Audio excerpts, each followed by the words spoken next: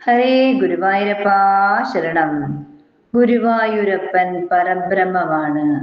മനസ്സ് ഓരോ വിഷയത്തിലേക്കും മാറി മാറി സഞ്ചരിക്കും. അതിനെ നിയന്ത്രിക്കുന്നത് ആരാണ്? കണ്ണുകൊണ്ട് നമ്മൾ ഓരോ വസ്തുക്കളെ കാണുന്നു. എന്നാൽ കാഴ്ച നൽകുന്നത് ആരാണെന്ന് അന്വേഷിച്ചിട്ടുണ്ടോ? നാം സംസാരിക്കുന്നു, പക്ഷെ അകത്തുനിന്ന് ആ ശബ്ദം പുറത്തേക്ക് തള്ളിവിടുന്നത് ആരാണെന്ന് ചിന്തിച്ചിട്ടുണ്ടോ? കുറച്ചു നേരം ഒന്ന് ആലോചിച്ചു നോക്കൂ. ഈ പ്രവർത്തിക്കുന്നതൊക്കെ ശക്തി നൽകുന്ന ഒന്നുണ്ട് ഇല്ലേ? ഉവ്, അതാണ് ബ്രഹ്മം. അതാണ് ഗുരുവായൂരപ്പൻ. ആ ബ്രഹ്മത്തിന്റെ സ്വരൂപവും മഹാത്മ്യവും വർണ്ണിക്കാൻ ആരെ കൊണ്ടാവും?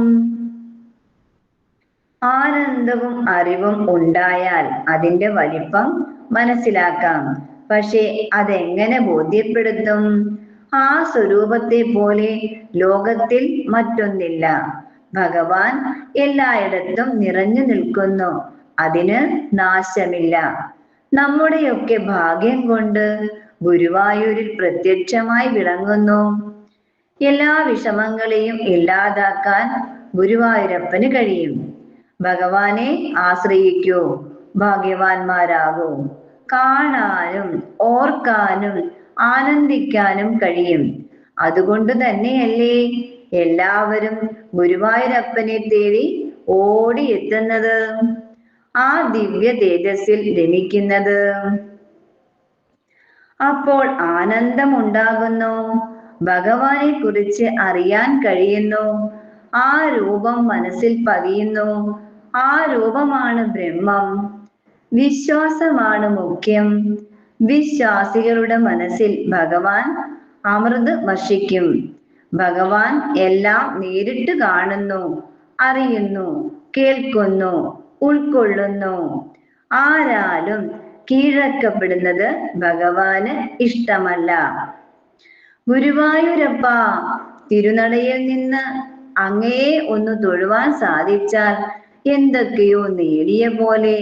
പിന്നെ അന്ന് മുഴുവൻ ഭഗവാൻ ഒപ്പം ഉള്ളതുപോലെ പ്രവർത്തിക്കാനുള്ള ശേഷി വർദ്ധിക്കുന്നു. മനസ്സ് കുളിർക്കുന്നു, ശാന്തി കിട്ടുന്നു, ആഗ്രഹങ്ങൾ നിറവേറുന്നു. മോക്ഷം നൽകാൻ കഴിയുന്ന ഭഗവാന് ഇതൊക്കെ എത്ര നിസാരം! ഈ കൽപ്പവൃക്ഷം ഇത്ര സമീപത്തുള്ളപ്പോൾ എന്തിന് മറ്റൊന്നിനെ അന്വേഷിക്കുന്നു? തന്റെ ആത്മാവിനെ തന്നെ ഭക്തന് നൽകാൻ ഒരുങ്ങി നിൽക്കുകയാണ് ഗുരുവായൂരപ്പൻ. അങ്ങു തന്നെയാണ് ഭഗവാൻ എന്ന പേരിന് അർഹൻ. സാക്ഷാൽ മഹാവിഷ്ണു. ഐശ്വര്യം, വീര്യം, യശസ്, സ്ത്രീ, ജ്ഞാനം, വിജ്ഞാനം എന്നിവയുടെ കൂട്ടത്തെയാണ് ഭഗം എന്ന് പറയുന്നത്. ഭഗമുള്ളവൻ ഭഗവാൻ.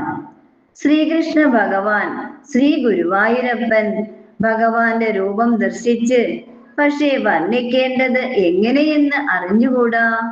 നിന്തിരുവടിയുടെ പീലി കിരീടം സൂര്യനേക്കാൾ ശോഭയുള്ളതാണ്.